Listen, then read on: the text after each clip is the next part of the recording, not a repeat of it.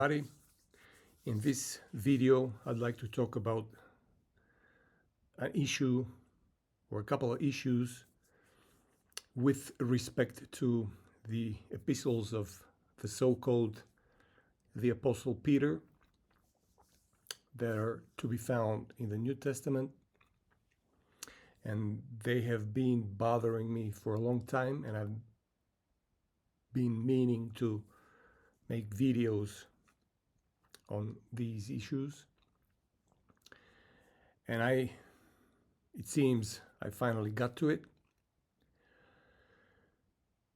Now, let's start off with the fact that Peter, the so-called the Apostle Peter later, was as confirmed and asserted and established firmly by the Bible, was a fisherman. Now, I highly respect the profession of fisherman. And I'm not being ironic. I truly and highly respect the profession of fisherman, but I think in this case, this so-called fisherman is an insult to the profession of the fisherman. Even the Apostle Paul, if we assume that he existed, which I doubt, in Acts 4:13 confirms and affirms that, quote,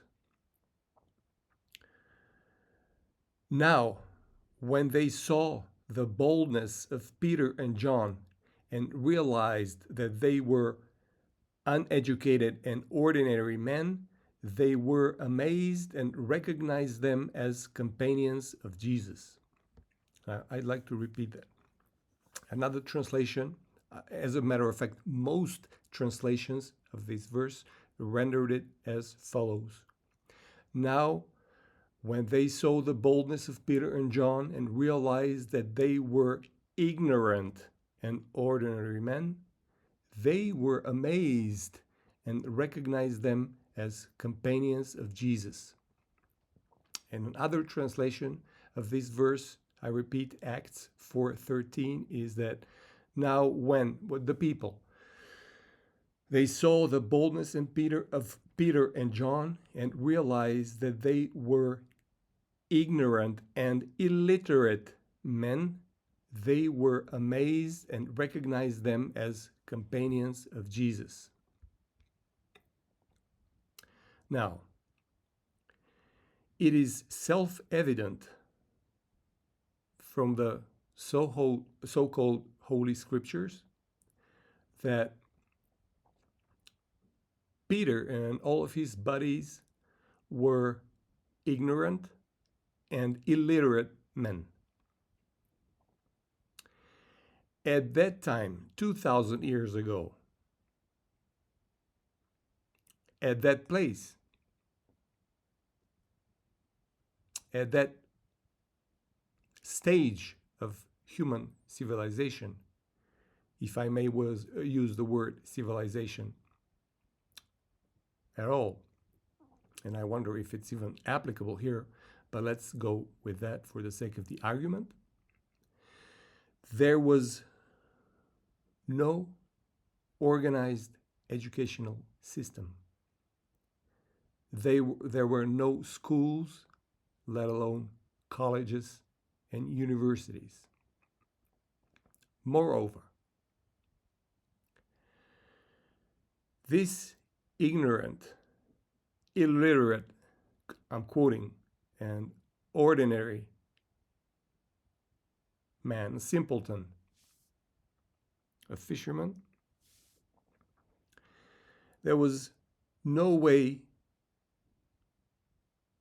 that he could read or write. He could speak, yes.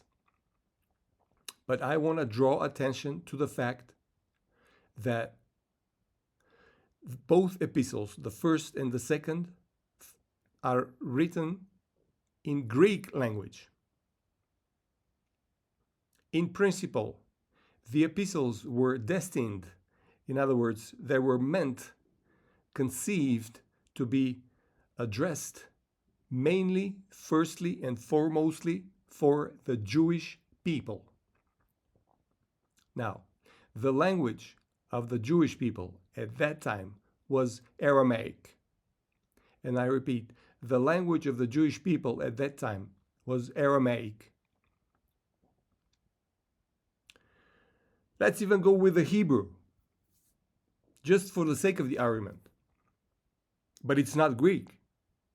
And there's no way that this simple, ignorant, illiterate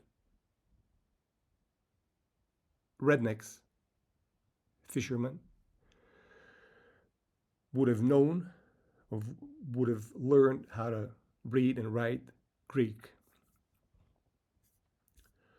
Moreover, the language and the style of both the epistles are written, as the Germans would say, in Hochdeutsch. Hochdeutsch means high level of German. And so, in this case, the epistles are written in an academic level of Greek. So not only that Peter had to have undergone a very extensive Greek language learning education, but also he has to dominate, so to speak, the Greek language at a very, very literature type of level, academic level.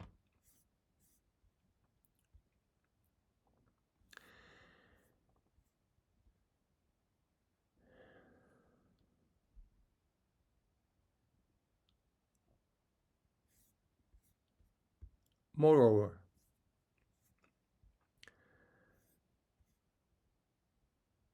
I'm going to quote Acts 4:13 again. Now, when they saw the boldness of Peter and John and realized that they were ignorant and illiterate men, they were amazed and recognized them as companions of Jesus. In other words,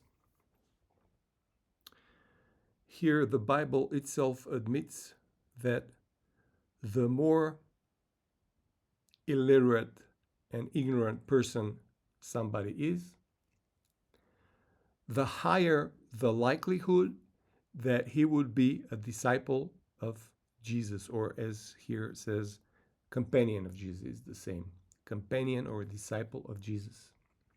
In other words, again, the more uneducated, ignorant, and illiterate person one is, the higher the probability and the likelihood of being a companion of Jesus. And by extension and extrapolation, nowadays, the more uneducated, ignorant, and illiterate a person is, the higher the likelihood that he would be a Christian. I'm not saying this, the Bible says this. Moreover, why would this ignorant and illiterate meaning not being able to read or write in Greek, who allegedly wrote 2 epistles in academic Greek, which were meant to address to the Jews, why would he write that in Greek language? And how would the recipients of his epistles be able to understand what he wanted to say to them, the message that he wanted to convey to them in this Hoch Greek, in other words, academic style of Greek language? What's the purpose of this entire exercise? What's the purpose of this entire drill, so to speak?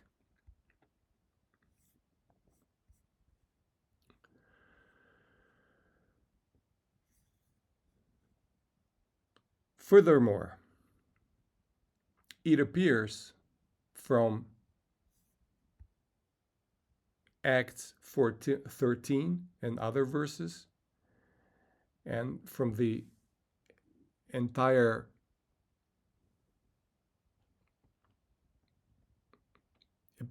epistles, from the entire case, I would say, that here we have a case of the Dunning-Kruger effect. The Dunning-Kruger effect is, simply put,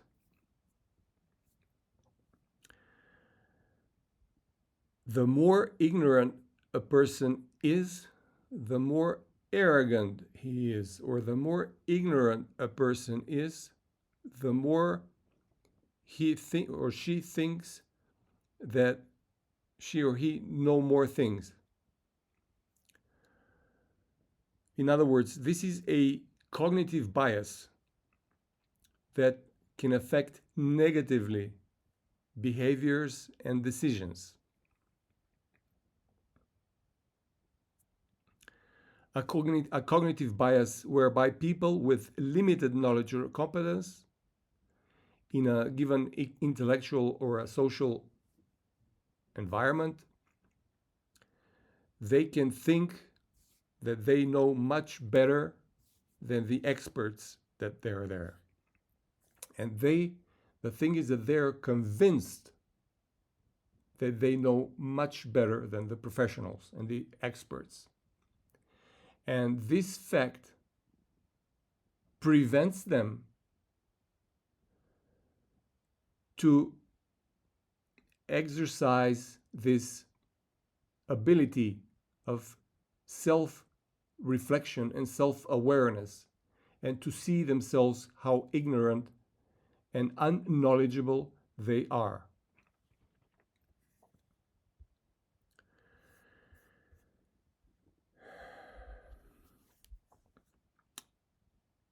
In the scientific realm, this is called meta-ignorance, or ignorance of the ignorance.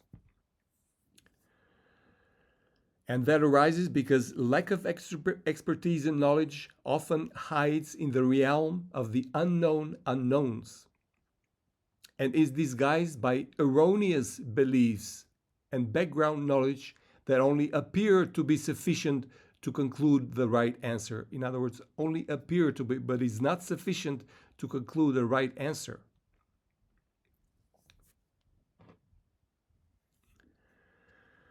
As empirical evidence of meta-ignorance or ignorance of ignorance, the Dunning-Kruger effect stipulates or explains that poor performance in many social and intellectual domains seem largely unaware of just how deficient their expertise is. Their deficits, in other words, their ignorance and incompetence and illiteracy, leave them with a double burden.